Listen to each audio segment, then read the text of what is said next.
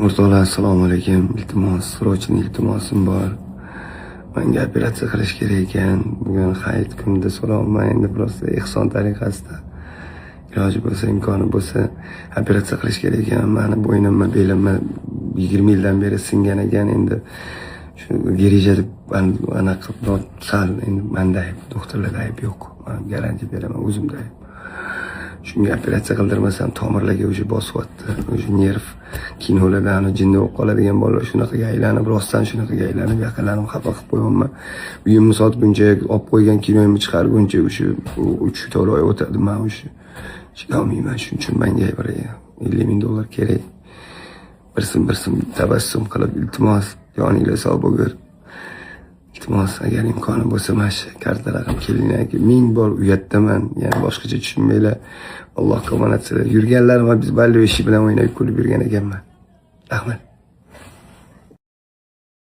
Assalomu alaykum. Shu kunlarda juda ko'pchilik aldanib qolayotgan ekan. Gap shundaki, meni ismi sharifim, qiyofam, yuzim, ovozimdan foydalangan holda sun'iy intellekt orqali har xil videolar, firgarlik sxemadagi videolar qilishyapti.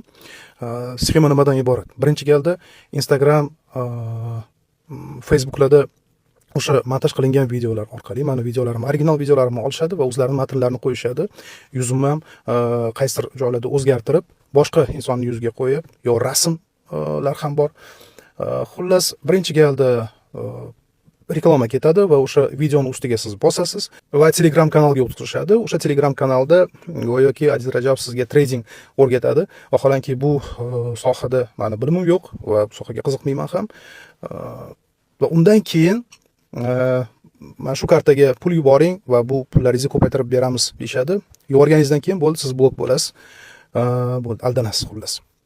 Hozir direktdan to'lib ketgan shunaqa murojaatlarga juda ehtiyot bo'ling va bu videoni repost qiling, yaqinlarga jo'nating. Yosh kattalarimizni ogohlantirib qo'yishimiz kerak. Yaqinlarimizni kimdir bu videolarni ajrata oladi, kimdir yo'q. Buni ham to'g'ri tushunish kerak va oxir oqibatda o'sha meni sha'nimga yomon gaplar bo'lyapti va aybdor sifatida ko'rishyapti. Men bu insonlarni ham tushuntiribman. Va bu yerda albatta meni umuman aloqam yo'q. Bu videolarni qilgan insonlarga bir murojaatim, shu iqtidorni yaxshilikka, yaxshi yo'nalishga sarflaganingiz ma'qulmi deyman. Gulda umringizni bunaqa xazon qilmang.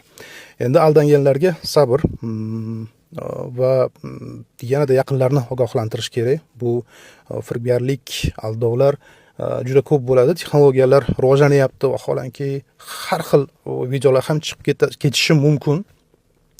Bundan-da sifati baland, bundan-da sizni mana ishontira oladigan hozirgi paytda har xil ma'lumotlarga ham ishonish kerak emasligini ham yaqinlarimizga uqtirib o'tishimiz kerak.